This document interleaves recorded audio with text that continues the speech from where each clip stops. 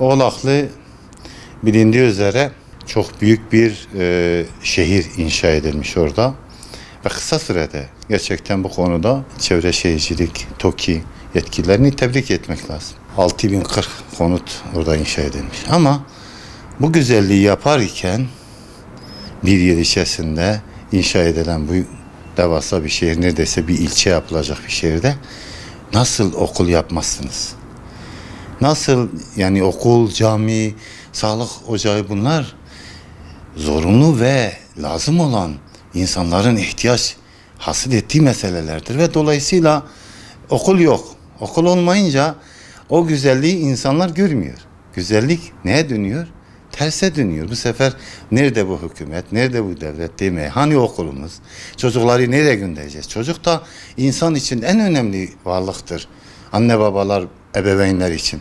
Çocuğunu okula gönderemiyorsa huzurlu bir şekilde, yolda gönderirken bir yere takılıyorsa bu çocuk başına bir şey gelirse korkusuyla mağdur oluyor. Bize geldiler epey bu konuda mağduriyetlerini dile getirdiler. Biz de yetkililere sesleniyoruz burada. Oranın okul inşası niye yoktur?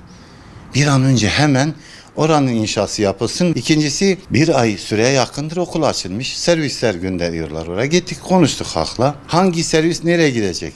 Bir de eksik geliyor.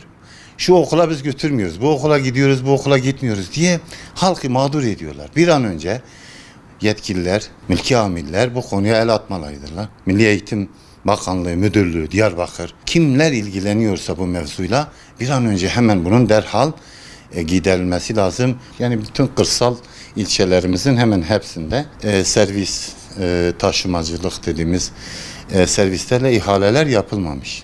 Normalde şehir merkezlerine, köyden, kırsaldan şehir merkezlerine, ilçe merkezlerine veya şehir merkezine taşımacılık yapılıyor ve her okul daha açılmadan önce bunlar yapılıyor. Şimdi okul açıldı 15-20 gündür olduğu halde daha ihaleler yapılmış ve bu çocuklar okullarına gidemiyorlar.